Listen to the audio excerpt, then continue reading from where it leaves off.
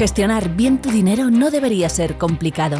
En MyInvestor te lo ponemos fácil. Una cuenta sin comisiones con rentabilidad desde el primer euro y acceso a productos de inversión claros desde muy poco dinero. Porque tomar buenas decisiones financieras es fácil con MyInvestor. Y estar bien informado con pausa también. Descubre más en myinvestor.es. Invertir conlleva riesgos, incluida la pérdida total o parcial del capital invertido. Rentabilidades pasadas no garantizan rentabilidades futuras. Yo este año me he hecho muchas jornadas de puertas abiertas de cole porque voy a cambiar a mis hijos de colegio. Y ahora la pregunta del millón. ¿Qué hacéis con la tecnología? Donde antes se preguntaba tecnología inglés, lo que he dicho, ahora es, pero ¿cuál es vuestra política de no pantallas? Además es que preguntaban así.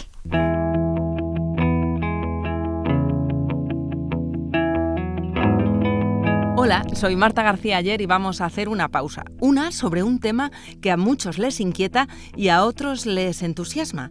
La tecnología en las aulas. Bueno, yo creo que más bien ahora ganan aquellos a los que les inquieta. ¿Estamos a un paso de que las clases las den los robots o de volver a los cuadernos Rubio? ¿Nos hemos pasado de pantallas en las aulas? ¿Qué deberían hacer los coles con los móviles y con las tablets y las pizarras electrónicas? Tras una década en la que los colegios cada vez se volvían más digitales, ¿estamos echándonos para atrás? Y lo más importante, ¿qué dice la evidencia? Pues las evidencias son complejas. Sabemos por un estudio que hizo la Universidad de Valencia que prohibir móviles en los centros y en los recreos aumenta el rendimiento escolar y además reduce mucho el acoso escolar, hasta un 18%, creo. Sin embargo, hay otros estudios que prueban que es importante que a esas edades los niños aprendan competencias digitales y que puede ser arriesgado que los colegios se desentiendan totalmente de formarles en cómo se usa una herramienta tan importante para el resto de su vida. ¿Cuál es el equilibrio correcto? Pues ahora lo hablamos con dos expertos que llevan mucho tiempo estudiando los datos para evitar que sean las modas lo que nos lleva a adoptar una tecnología u otra. Pero antes de ver qué dicen las evidencias, te voy a contar una historia.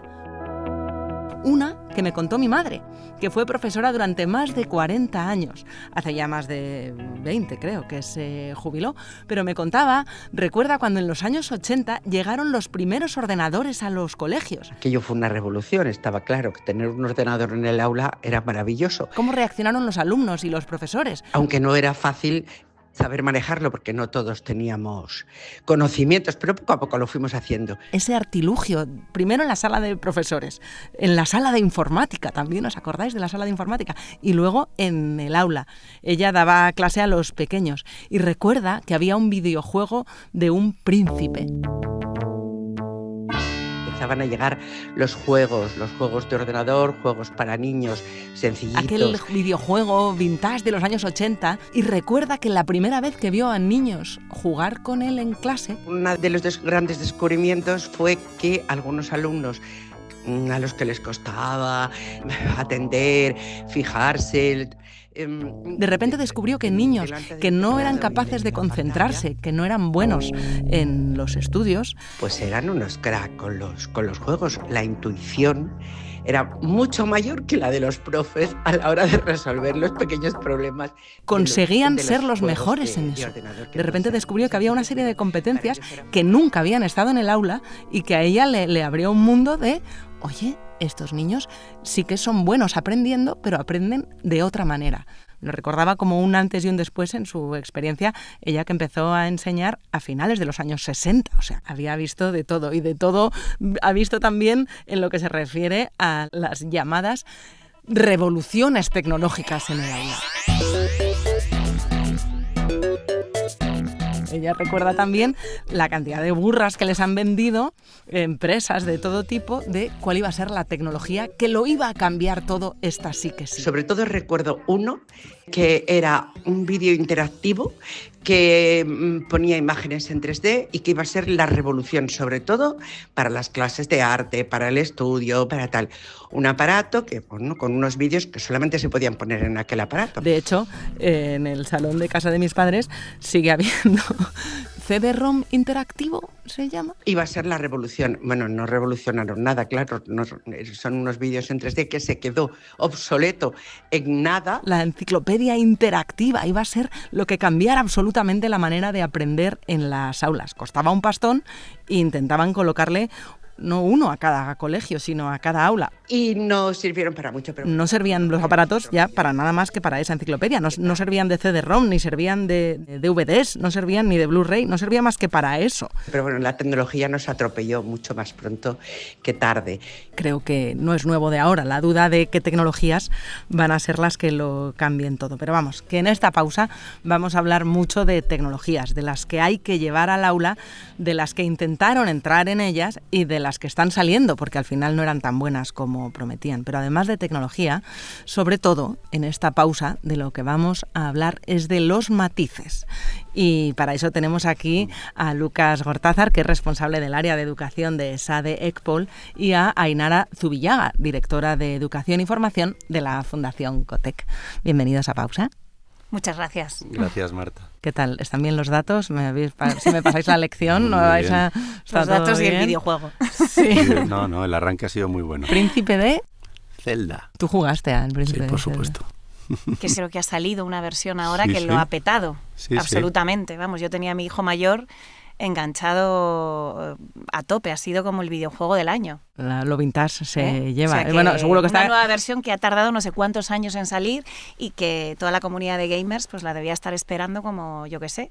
¿Cuántos años tiene tu hijo, Ainara? El mayor 19. ¿Y el pequeño? 7. ¿Y no están fascinados con los Wallman? Porque ahora para la chavalería los Walkman, es que entonces cuando los que los usábamos los llamábamos Wallman, son lo más. Hay tecnologías que de manera Todo vuelve. sorprendente Sí, todo vuelve vuelve. a fascinar a los críos, y entiendo que hay otras que sin embargo aburren, que prometían ser tremendamente útiles. Es que no era CD-ROM interactivo, era el CD interactivo. Entonces sonaba moderno. A principios de los 90 sonaba el no más. Y claro, fue un bluff como la copa de un pino. Vosotros habéis estudiado muchas tecnologías que prometieron revolucionar el aula y que se han quedado en bluffs. Alguien ganó mucho dinero por el camino, pero no revolucionaron nada. Hay un blog, yo leí hace unos años, de una divulgadora, investigadora en Estados Unidos, que eran las 100 mayores debacles de la tecnología y la educación de lo que vamos de siglo, ¿no? Iba haciendo un repaso de las grandes promesas que iban a cambiarlo todo, ¿no? Pues, por ejemplo, el One Laptop per Child de Negroponte y el MIT, ¿no? Que en un momento la euforia fue tal que ya se estaba planteando, incluso se llegó a hacer, sobrevolar África con helicópteros y lanzar tabletas inteligentes. Sí. Y que eso es lo que iba a cambiar todo. Y hay una historia de grandes fiascos, probablemente derivadas del gran tecnooptimismo, ¿no? que sigue habiendo y que hay, ¿no? Lo de Negroponte de un ordenador para cada uno era antes de que tuvieran internet, porque claro, o sea, no estaba tan vinculado a internet como al hardware en sí. Sí, 2005, 2006, ¿no? Pero sí que hay una tradición del optimismo, siempre llega antes. Y probablemente pues comete errores, pero también nos permite aprender, ¿no? De esos matices que decías. ¿Y cuáles son ahora las tendencias? Porque hay mucha preocupación, siempre se habla de los móviles en los colegios, ahora hablaremos de ello, de qué es lo que dicen las evidencias de las edades y cómo afectan al aprendizaje. Pero hay otras tecnologías también, estuvieron las pizarras electrónicas. Esas siguen, ¿eh? La PDI sigue... Y sigue siendo la pizarra que yo creo que en muchos casos, de hecho, ha sustituido a la pizarra tradicional, ¿no? ¿Y eso mejor que la tiza? No deja de ser un soporte que, como toda tecnología, pues depende para qué la utilices, ¿no? O sea, la puedes usar como una pizarra tradicional y escribir así, y la puedes usar para entrar en recursos, hipervínculos de una cosa a otra, saltar...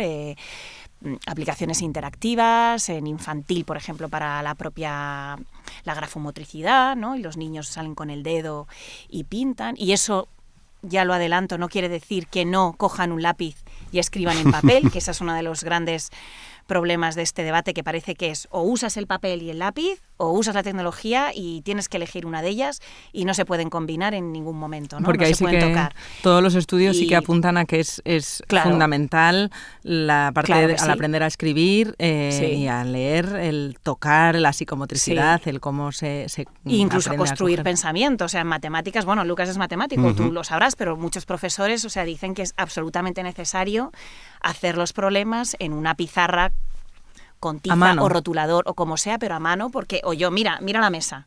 Llena yo de tengo papeles. aquí Spoiler, todo llena de el- papeles. Uno ha venido con ordenador, otro con Exactamente, papeles. yo con ¿Cómo papeles, sois, seguramente eh? tenga que ver la edad, Qué ¿no? en equilibrado esto. todo, qué barbaridad. Qué matizado. Pero evidentemente porque yo cuando escribo a mano voy generando pensamiento y organizando mi pensamiento. Entonces, y esto evidentemente los niños es relevante, pero es que no creo que nadie, yo tengo muchísimos compañeros en universidad de tecnología educativa y nadie está diciendo que eso se elimine, ni muchísimo menos. Pero qué interesante esto de la importancia, porque sí que se habla mucho de leer en papel o en pantalla o tal, pero con las matemáticas, con hacer cuentas, no suele estar tanto la polémica. La polémica vintage, la de los 80 y los 90, era la de si con las calculadoras, cuando llegaban las calculadoras, dejaríamos de aprender a hacer cuentas o no.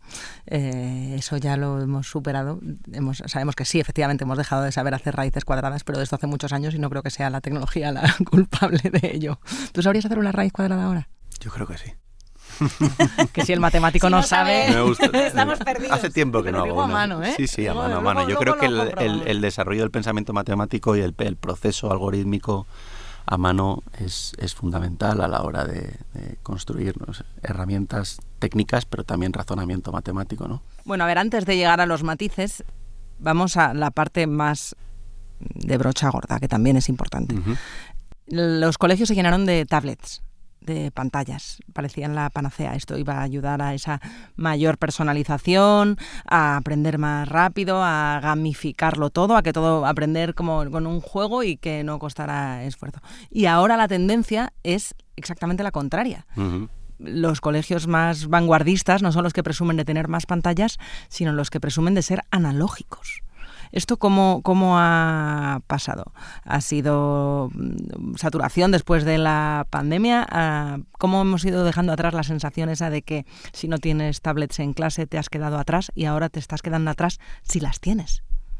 Pues fíjate, yo creo que el elemento que ha disparado la sensación de que la tecnología es una amenaza para las familias ha sido la entrada del teléfono móvil y la extensión del teléfono móvil en la vida de los menores, ¿no? Como puerta de acceso a muchas cosas. Entonces, un dispositivo que es de uso fundamentalmente individual se lleva a la escuela, que es un escenario educativo, ¿no? Y automáticamente se piensa entonces que cualquier tecnología en un escenario educativo va a tener el mismo efecto y el mismo impacto que puede tener el móvil.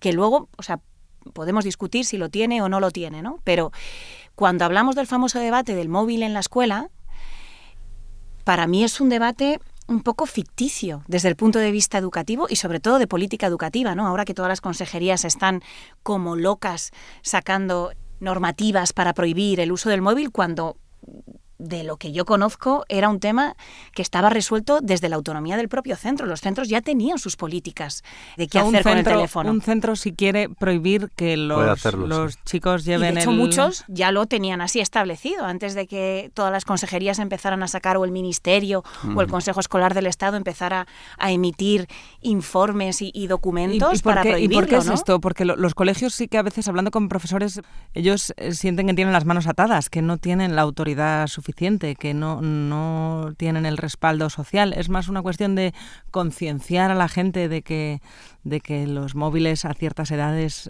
no solo son poco recomendables, sino que pueden ser un problema si el chaval no tiene la madurez para utilizarlo. Para mí, lo hablábamos antes cuando estábamos preparando esto, o sea, es que es un tema al final es un debate de familia, quiero decir, no es un debate de política escolar.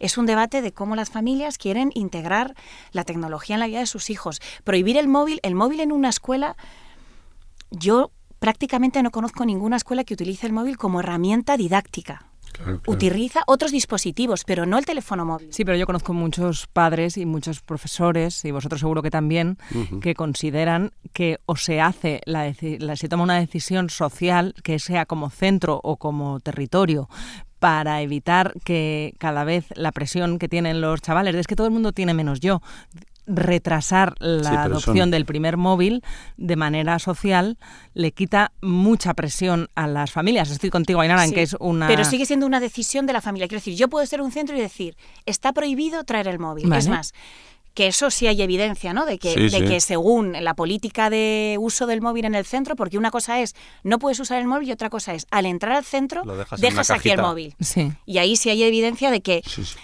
están menos distraídos porque no están pendientes de tener que mirar el móvil, ¿no? Y hay una mejora en resultados y tal. Bueno, esto Lucas ahora lo puede explicar mejor, ¿no? Pero eso no va a hacer que yo como familia decida o darle un móvil a mi hijo o no.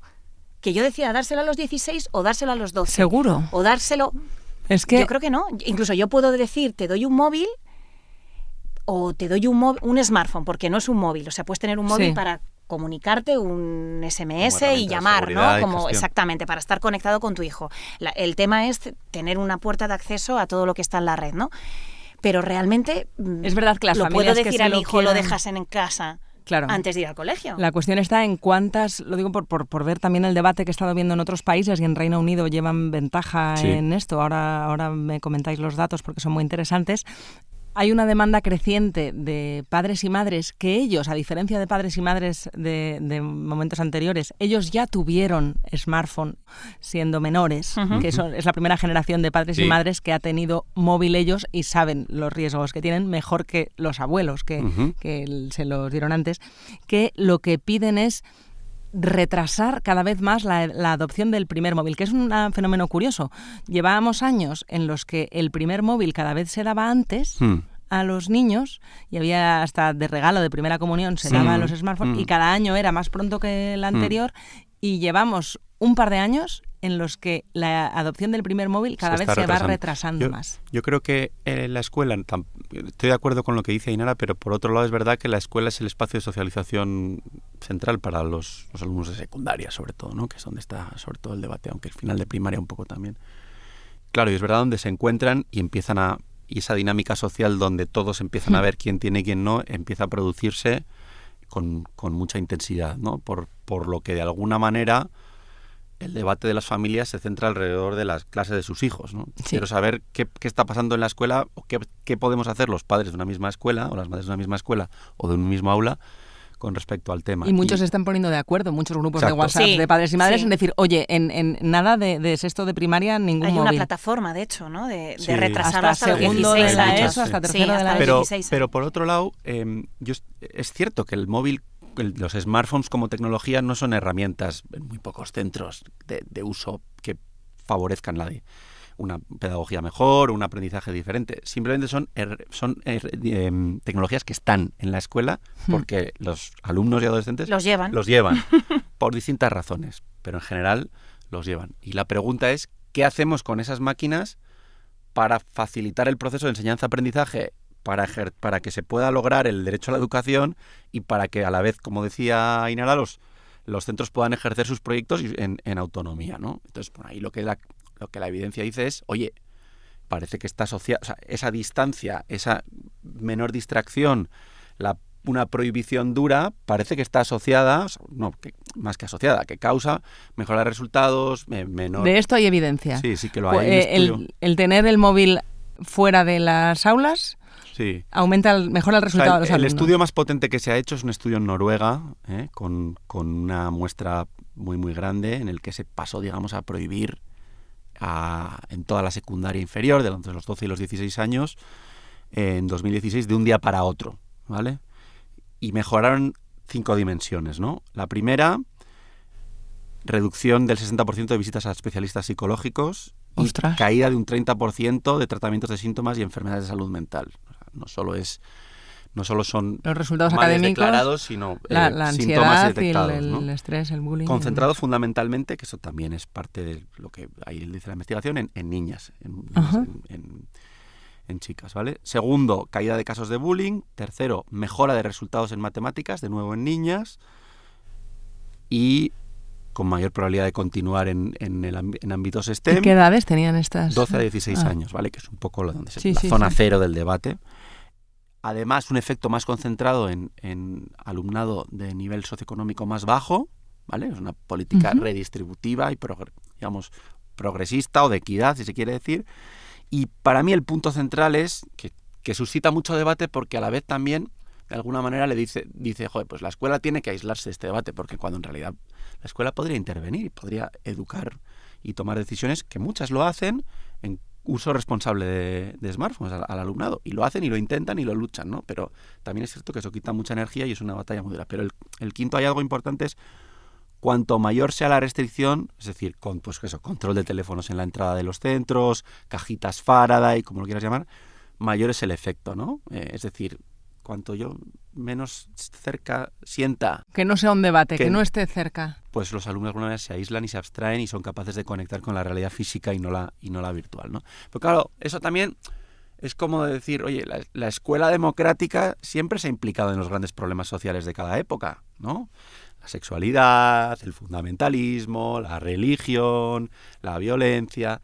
Que la escuela diga, oye, yo de los smartphones paso, todos fuera, bueno, pues también es perder una oportunidad en el sentido de que la escuela podría estar haciendo una contribución de cómo educar a los Es que a lo mejor esa es la contribución, el advertir que hemos estado a lo mejor en un salvaje oeste digital en el que se menospreciaron los riesgos que podían tener para los chavales, estar permanentemente conectados a todo lo que está pasando y a todo lo que pueden decir de ellos o todo lo que ellos pueden opinar, y a lo mejor la implicación de la escuela es esa, concienciar que hasta cierta edad puede ser contraproducente. Puedes libertad de las familias, como decía Ainara. Oye, claro, el colegio no puede evitar que le regalen a un niño un móvil con 8 años. Puede educar en que es contraproducente. Se debe implicar. Porque, de hecho, una gran demanda es que parece que a veces la escuela vive al margen de lo que ocurre en la sociedad y va más lenta, ¿no? Vive a otros ritmos, ¿no? Porque es verdad que al final está metida en una estructura muchas veces también vinculada a una administración pública que le hace ir más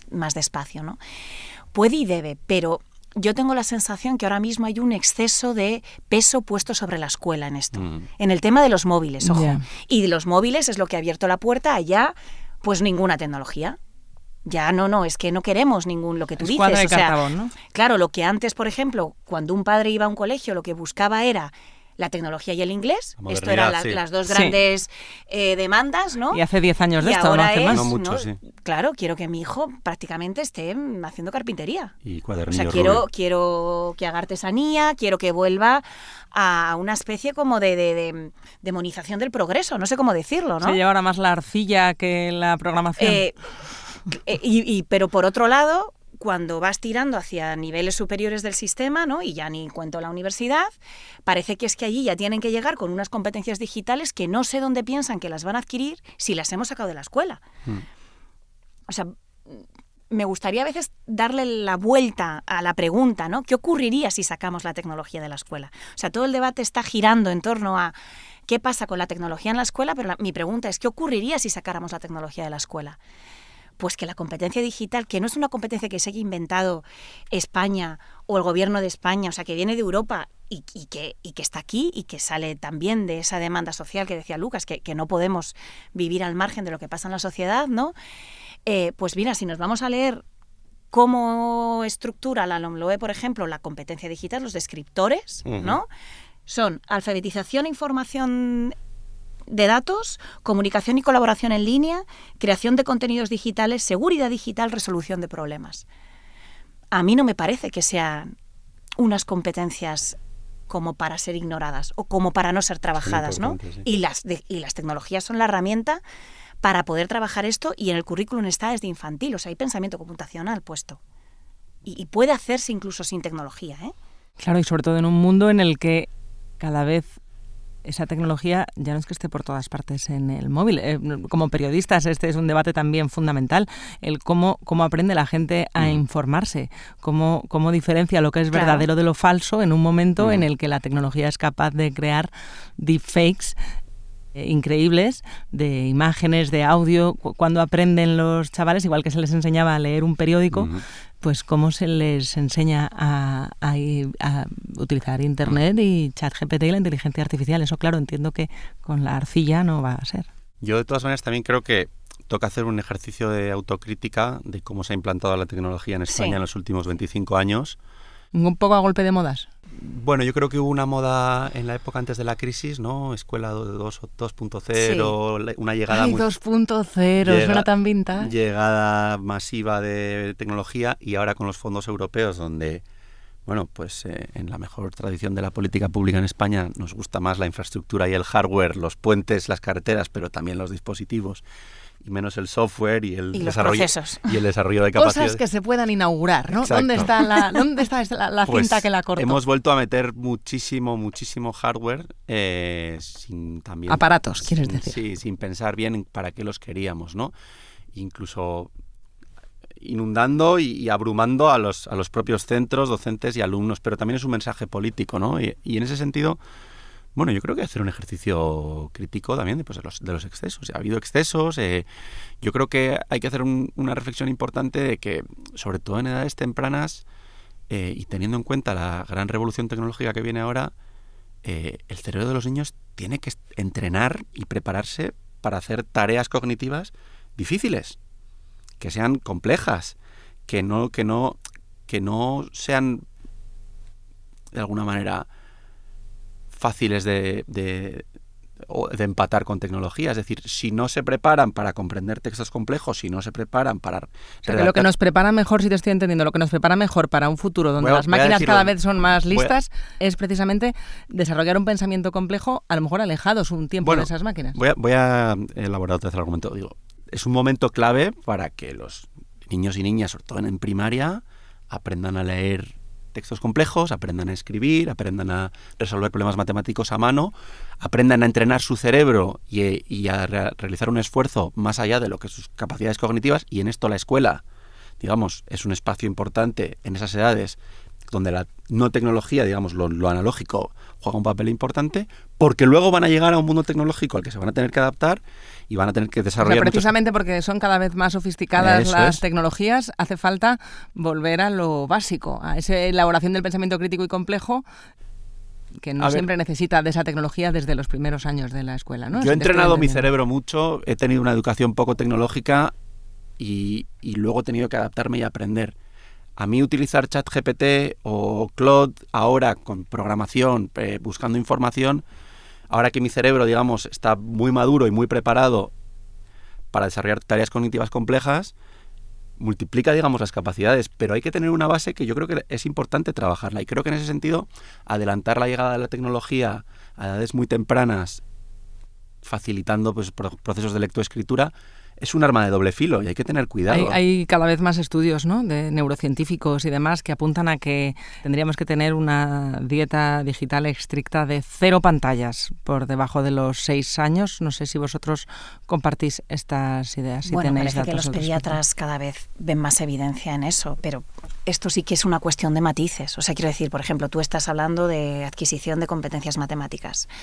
Evidentemente es necesario el desarrollo de, por ejemplo, la resolución de problemas, etcétera, que no es necesaria la tecnología, pero, por ejemplo, la práctica del cálculo genera un trabajo autónomo en un alumno que lo puede hacer a través de una aplicación digital que además permite al profesor centrarse en otra serie de procesos de aprendizaje más complejos o atender a estudiantes que tienen más dificultades. O sea, que volvemos a esto los matices. No es... Claro, es que el debate en educación en todo, no es solamente en tecnología, es dicotómico.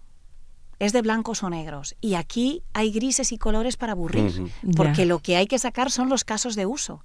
Y nadie que trabaje o estudie el uso de la tecnología en el aula va a negar ninguno de los argumentos que muchos de los absolutos detractores y que creen que la tecnología es Satanás ponen sobre la mesa. Nadie dice que no haya que ir al papel, nadie dice que la grafomotricidad no sea imprescindible para el desarrollo del cerebro de los niños, nadie dice que jugar en el patio, que moverse, que eso es así, pero eso no es incompatible con saber seleccionar, porque antes decías tú, Lucas, es una cuestión, hay dos cosas, el hardware y el software. Para mí es 2 dimensiones en la tecnología, es el dispositivo, y ahí entra hardware y software, y el uso.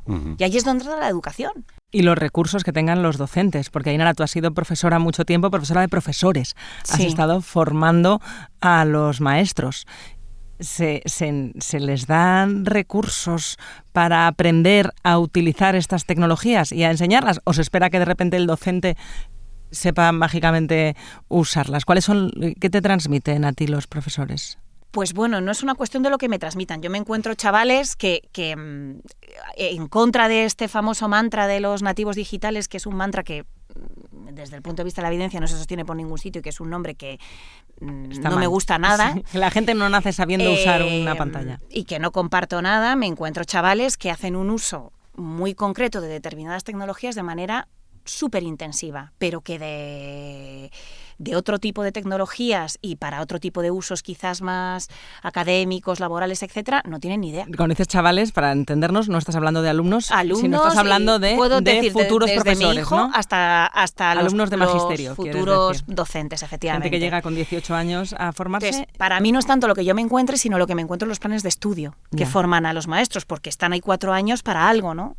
Y yo sí creo que yo que trabajo en una fundación de innovación y muchas veces me hacen esta pregunta de cómo va a ser la educación del futuro, digo, mira, no sé cómo va a ser la educación del futuro, pero hay 2 cosas que estoy segura. Una, va a ser con una altísima nivel de diversidad, va a haber chavales con miles de características que los van a configurar de todo tipo, y va a ser una educación muy mediada por la parte de tecnología. Entonces, en la medida en la que esas 2 vertientes creo que van a configurar las aulas del futuro, deberían estar reflejados así en los planes de estudio. Y no es verdad, no están. En los planes de estudio de magisterio. De magisterio, y no están. O sea, tienen muy pocos créditos vinculados a formación digital y a competencia digital docente y a gestión de la diversidad. Atención a la diversidad, efectivamente. Son dos temas que hay están en muy las ausentes. Aulas alumnos con diferencias muy profundas, claro, ¿no? Cómo abordas a chavales que vienen con distintos niveles curriculares, que vienen de distintos países,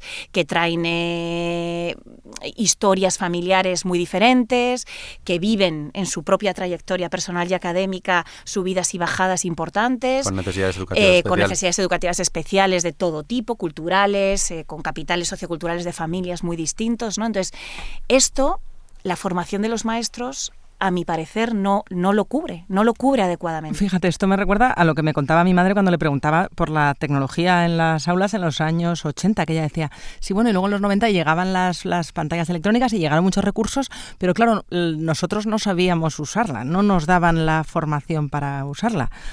Uno pensaría que 40 años más tarde esto se habría resuelto. Bueno, tengo que decir que en los últimos años ha habido entre las políticas públicas que antes decía Lucas y que es verdad que condicionan también mucho el uso que se hace en los propios centros de la tecnología, y ahora voy a poner un ejemplo de por qué digo esto, ha habido una clarísima apuesta por una política de formación en competencias digitales docentes, y han metido a todo el profesorado a formarse con niveles competenciales como los de las lenguas, porque sí que se ha visto que esta política de despliegue de dispositivos por despliegue de dispositivos, pero sin procesos que ayuden a cómo implemento esos dispositivos en el proceso de aprendizaje, no iba a funcionar. Que todo el mundo tenga un móvil no quiere decir que sepa utilizarlo pedagógicamente. Puedo repartir tabletas como si no hubiera mañana, pero no, como me decía a mí una jefa de estudios de un instituto aquí cerca de Madrid, dice, es que me han mandado tabletas, que yo no quiero esto, hay nada, yo lo que quiero son sillas con ruedas.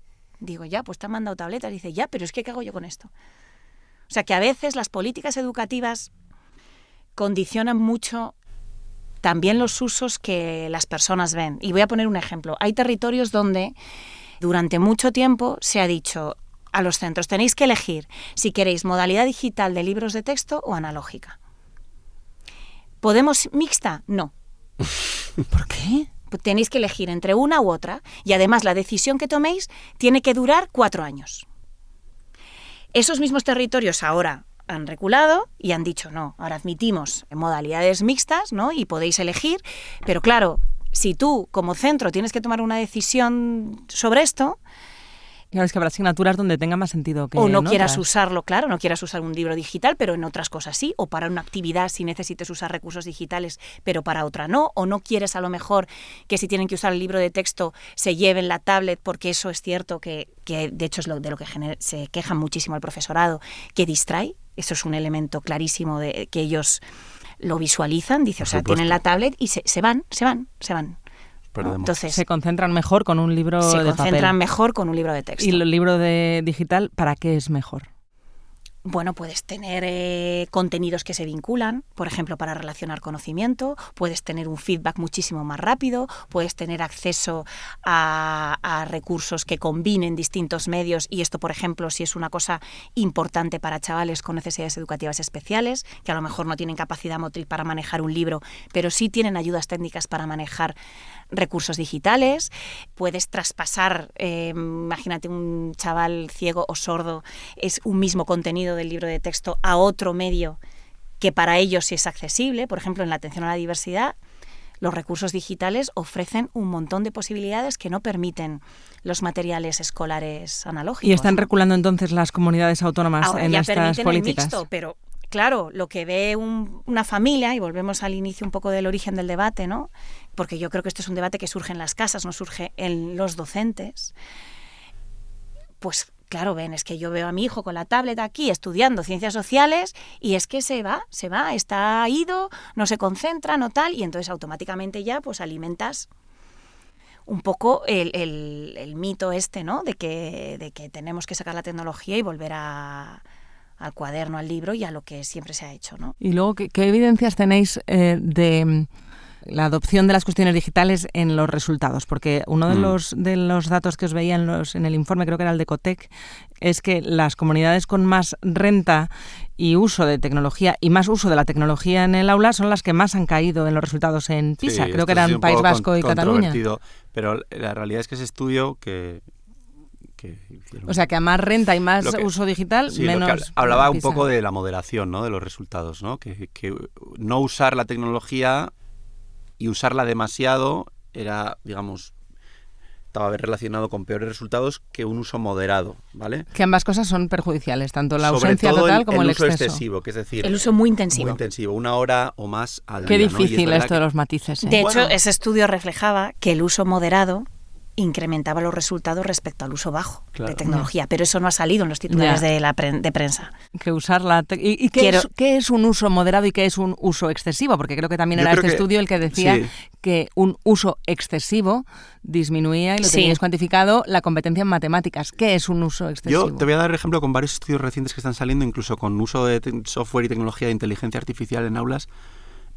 Yo creo que por dónde van los tiros y por dónde van un poco retomando la reflexión de Ainara anterior de hacia dónde va la escuela, sobre todo una vez que va terminando la primaria, ¿vale? Que es donde empieza a entrar la tecnología y donde el consenso está claro, final de primaria y en secundaria, es práctica individualizada con softwares adaptables basados en algoritmo, inteligencia artificial, en periodos cortos, varios días a la semana. Periodos cortos son 15, 20, 25 minutos de práctica durante parte de una de las clases de matemáticas, en las que el docente de alguna manera, digamos, resuelve lo que llamamos el problema sigma 2, es decir, yo no llego a personalizar mi enseñanza y mi apoyo a todo el mundo, voy a facilitar que la tecnología lo haga y me siento seguro o segura porque sé que mi alumno en ese rato está en buenas manos.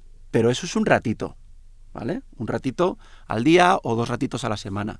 Y hay varios estudios experimentales, causales, que muestran cómo, pues, sumando esos ratitos, igual 1 hora a la semana de práctica en matemáticas o ciencias, están asociados a mejoras en aprendizaje, ¿vale? Y yo creo que por ahí pueden ir los tiros. Es decir, en secundaria, la dinámica de grupo, la dinámica de socialización, el trabajo en grupo, la clase magistral o la enseñanza explícita, es decir, todas esas metodologías que sabemos que bien implementadas funcionan, van a empezar a complementarse con momentos de personalización en el que cada alumno o alumna va a su ritmo y el docente está recibiendo muchísima información que no podría imaginarse en sus mejores sueños, informes de, en la competencia matemática, este alumno es muy bueno formulando problemas, pero tiene dificultades interpretándolos. O este alumno va mejor en álgebra o en digamos, pensamiento abstracto, pero tiene dificultades en estadística. Es decir, hay un montón de herramientas que son capaces de identificar en tiempo real y de devolver al docente mucha información que luego, cuando trabaja directamente con ellos, con el alumnado, le permite Lucas, actuar. Pero estás contando, claro, en la situación ideal, a lo que deberíamos aspirar, ¿no? Porque... Yo creo que ya nos vamos acercando cada vez más. muy lentamente.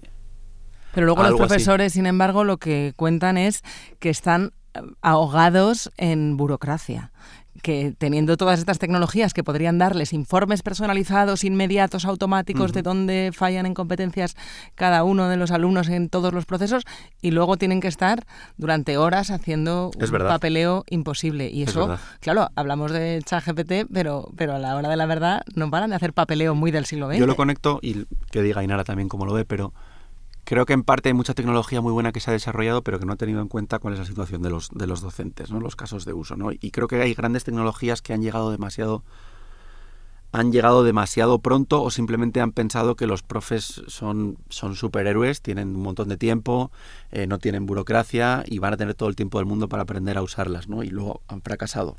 No por culpa de los docentes, sino porque la implementación de esas herramientas no ha tenido en cuenta que había que hacer un proceso de transición, ¿no? Y yo creo que hay que tenerlo muy en cuenta a la hora de integrar la tecnología. En Y las tú que aulas. hablas con muchos consejeros, bueno, a los dos habláis con Sí. gente del mundo de la educación, ¿qué les pediríais a los que toman estas decisiones? ¿Qué podrían hacer que esté en su mano?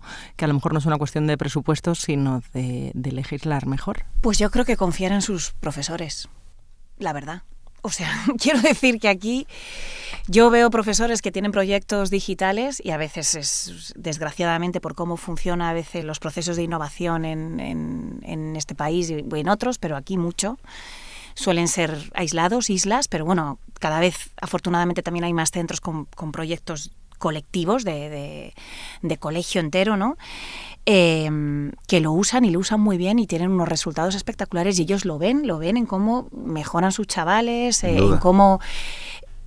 Incluso estoy convencida que si hiciéramos un análisis un poco más cualitativo en estas comunidades autónomas que efectivamente correlacionan así en PISA, ¿no?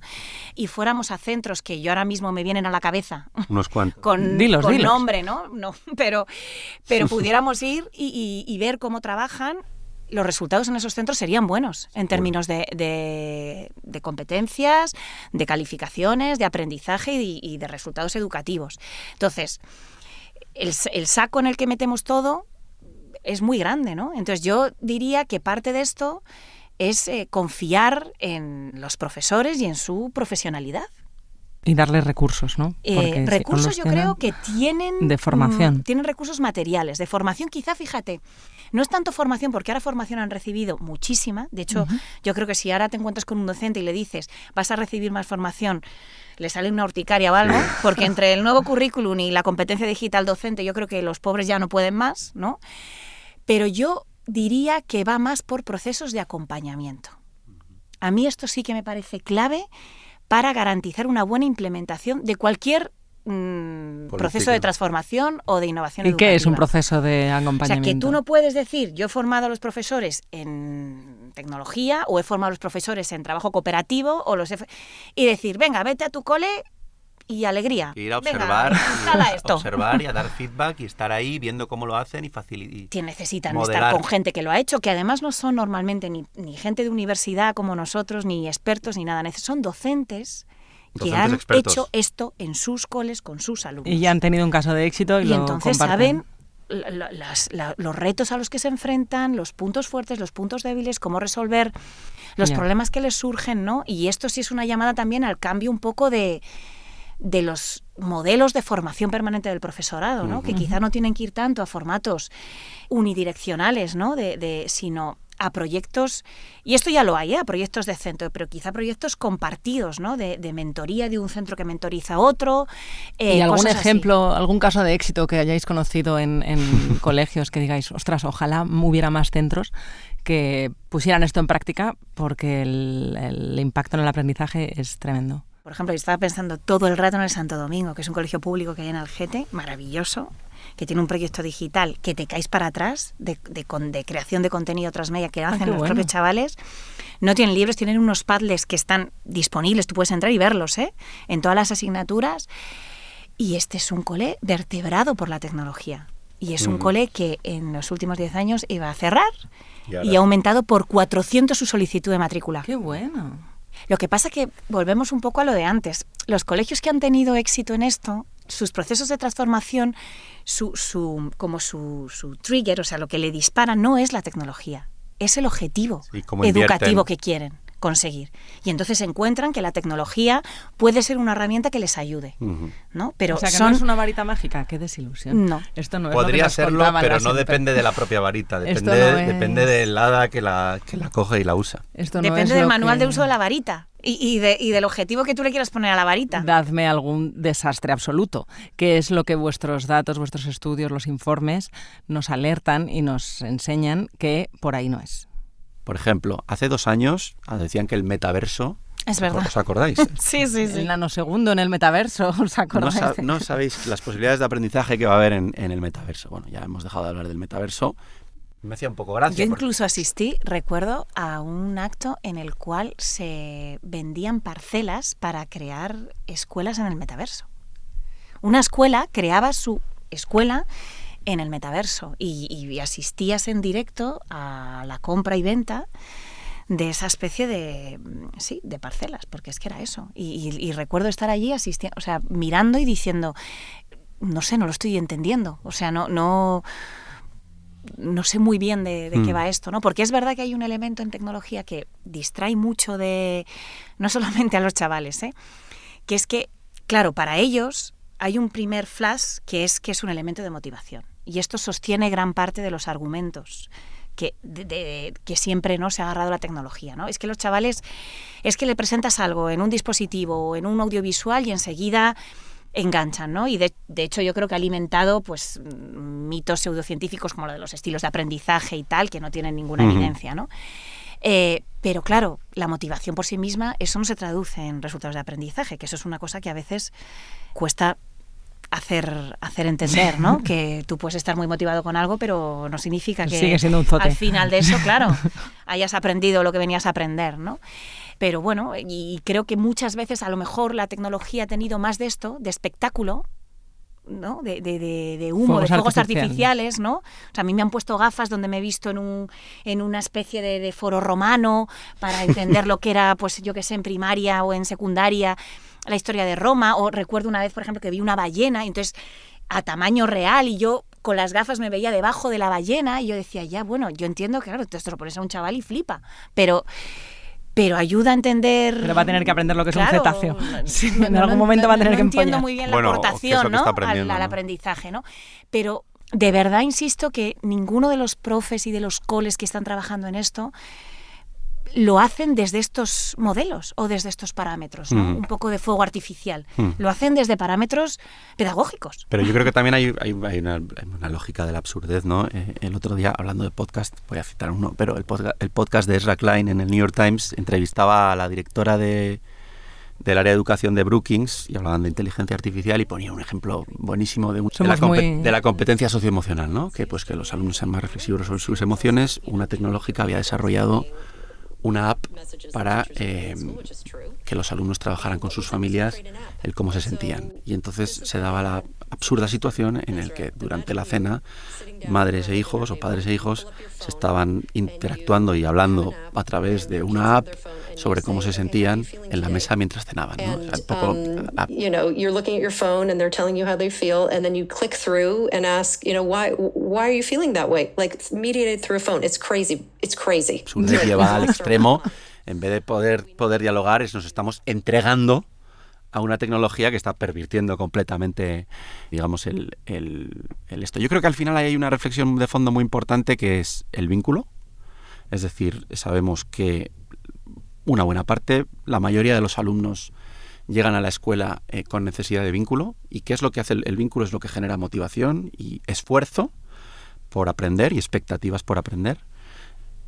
Y que la mayor parte de los alumnos necesitan ese vínculo en la escuela. No vienen con la expectativa y la capacidad de disponerse para aprender si la escuela no se la da, ¿no? Y ese vínculo es un vínculo humano, basado en las emociones, y el cerebro humano funciona así. Entonces, mucha investigación de cómo funciona el cerebro de los niños, que en general es un cerebro disperso, ¿no? Y eso la tecnología no lo va a cambiar, ¿eh? puede contribuir a reforzar procesos, pero la parte humana, la parte de la conexión, de las expectativas... De hecho, yo creo que la pandemia se vio claro. La tecnología salvó solo procesos educativos de manera clave, o sea, eso es indiscutible, pero también se vio lo que no podía hacer. Y no podía proporcionar un vínculo personal. Y de hecho, los grandes perjudicados de la pandemia fueron los más chiquitines. Educación infantil. Educación infantil perdió muchísimo. No había, tú no puedes trabajar con un niño pequeño a través de ponerle en una pantalla. Y yo además lo viví en mi caso como madre, porque ahí el mío pequeño tenía 2 o 3 años, recuerdo. Y era imposible, o sea, el colegio ponía sus clases online y yo hubo un punto en el que dije, esto no tiene ningún sentido que le tenga aquí conectado, ¿no? Porque a esa edad tú aprendes en el patio, pegándote, enfadándote, resolviendo el problema, mordiendo, tirando arena, o sea... el metaverso no te lo... Eso no te lo puede dar ninguna pantalla, ¿no? Entonces yo creo que ese fue ese gran experimento mundial, que nunca va a haber una muestra como la que tuvimos en esos meses, de ninguna investigación, puso en evidencia que efectivamente fue un elemento clave y negárselo sería negar la realidad, pero también puso sobre la mesa lo que no puede cubrir. También los entornos más desfavorecidos fueron los bueno, eso que peor sí lo fue, pasaron. eso sí fue Ahí un la drama. tecnología también opera de manera distinta sí, pero porque no tenían ni posibilidad de tener acceso. Esa primera dimensión, claro, de la que hemos hablado, que es el dispositivo y la conexión, ¿no? Porque a lo mejor había un móvil o una tablet para una familia de 5. Entonces eso, con problemas de conexión, eso era... Y de hecho eso es otra de las cosas, cuando antes se formulaba la pregunta de qué pasaría si sacáramos la tecnología del aula, yo creo que uno de los grandes perjudicados sería la equidad. Porque chavales que el único espacio común, que es la escuela, compartido, donde pueden enseñarles a hacer un uso y un acompañamiento digital sano y responsable, es la escuela. Si le quitas eso, en su casa no lo van a tener.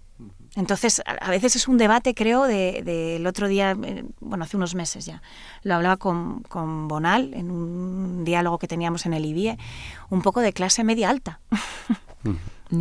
O sea, no, pues sí, cuando oyes ese titular, ¿no?, que yo lo cito mucho los de Silicon Valley llevan a sus hijos a colegios que no usan tecnología ya, porque los de Silicon Valley pueden elegir cuándo qué meten a sus hijos. Uh-huh. Pero el que vive ahí en Vallecas, no, o en Villaverde, o en Orcasitas, no funciona así. Y si no llegan a la universidad sin haber mandado un email o haber utilizado apps para aprender. O son mucho más susceptibles de caer en pues todas las dimensiones negativas que tiene la tecnología y sobre la que tiene que formar esa alfabetización digital, ¿no? Y sobre lo que la escuela sí que incide, ¿no? Bueno, oye, pues yo creo que hemos hecho un repaso de matices, ¿eh? Importante. ¿A ti qué te ha parecido? ¿Quieres que te ponga nota? No me metería yo en ponerle nota a los examinadores, sois vosotros. Pero sí que me encanta haberos tenido aquí a mi vera. Un placer, no siempre. A través de una pantalla. Y oye, que los podcasts también son tecnología y también son una herramienta didáctica. Hombre, con pausa se aprenden muchas cosas. Así es. Así que gracias por venir con nosotras. Hemos aprendido mucho. Muchas gracias por tenernos. Esperamos volver pronto. Bueno, si te portas bien. Te pongo un positivo.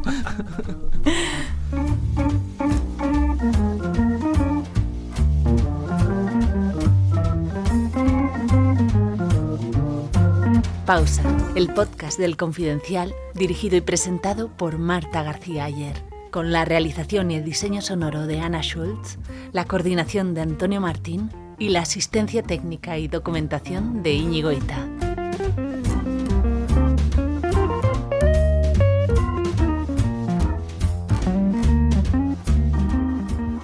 Hola Marta, soy Simón y ¿cómo se dice? La cosa es que es Prince of Persia, Príncipe de Persia y The Legend of Zelda.